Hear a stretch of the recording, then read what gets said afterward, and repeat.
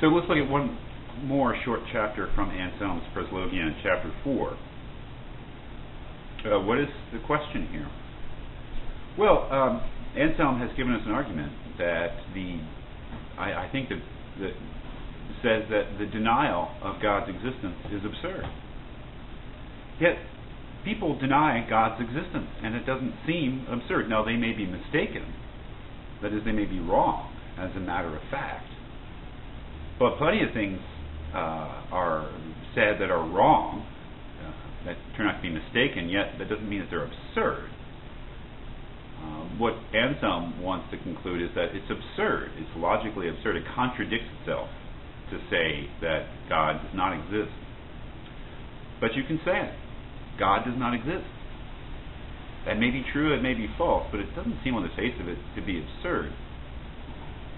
What I think he wants to argue is that, in chapter 4, is that, well, it may not seem absurd because you really don't know what you're saying.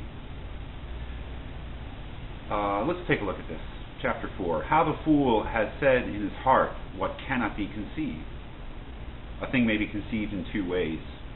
One, when the word signifying it is conceived. Two, when the thing itself is understood. As far as the word goes, God can be conceived not to exist. In reality, he cannot. So as far as the word goes, he can be conceived not to exist. But in reality, that is, if you really understood what the word signified, you would see, he says, you cannot conceive him not to exist. But how has the fool said in his heart what he could not conceive? Or how is it that he could not conceive what he said in his heart? Since it is the same to say in the heart and to conceive. But if really, nay, since really, he both conceived, because he said in his heart, and did not say in his heart, because he could not conceive, there is more than one way in which a thing is said in the heart or conceived. So there's more than one way in which we can conceive of something. For in one sense, an object is conceived when the word signifying it is conceived, and in another, when the very entity which the object is understood. So if we conceive of the word that signifies something, that's one thing. When we actually understand the thing that the word signifies, that's another.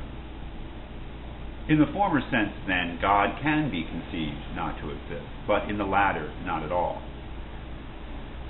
That is, when the word signifying God is conceived, but not God himself, then we can conceive God not to exist. But when we conceive the very entity God, then we cannot conceive him not to exist.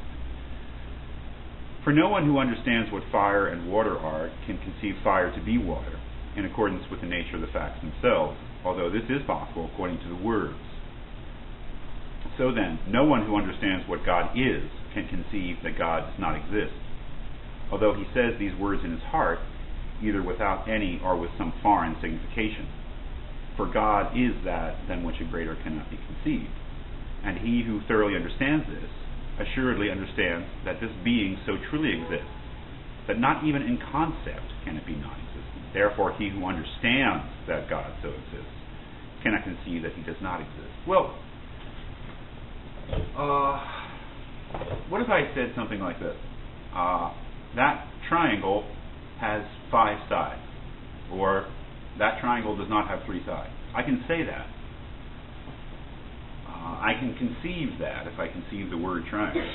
But if I understand what it is that is signified by the word triangle, if I understand the object or entity that's being signified there, then I realize immediately that my statement about the world, that that triangle has 5 sides, makes no sense.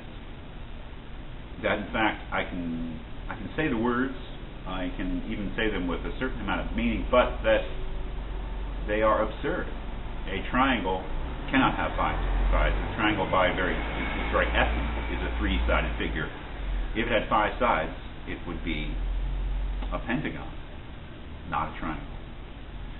If I say that God does not exist, I can say that, and it seems to make sense. But Anselm is saying that if I realize what I am saying, then I realize that my statement is absurd. Because one of the things that's true about God is he is that greater than which nothing can be conceived.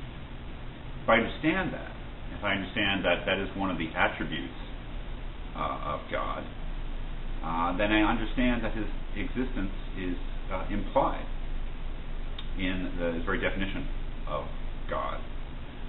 That if God is that greater than which nothing else can be conceived, then to say that he doesn't exist is to say that there is something else greater than God that can be conceived, that there is something else, and it contradicts itself. So what Anselm seems to be saying, I'm sure I'm missing some of the subtleties here, is that if we really understand what we're saying when we say that God does not exist, then we realize that we can't conceive of God not existing and that his existence is necessary. So there is my final take on Anselm's argument. We'll be moving on to Thomas Aquinas, who is also a man of faith and a man of reason, who doesn't disagree on the fundamentals, you might say, with Anselm. That is, he fully believes that God exists, he has faith that God exists, and he believes that you can prove that God exists, just as Anselm believed that you can prove that God exists. But he has a very different way of doing it, and some of the things that he says imply that Anselm, as far as his argument goes in support of God's existence, was just barking up the wrong tree.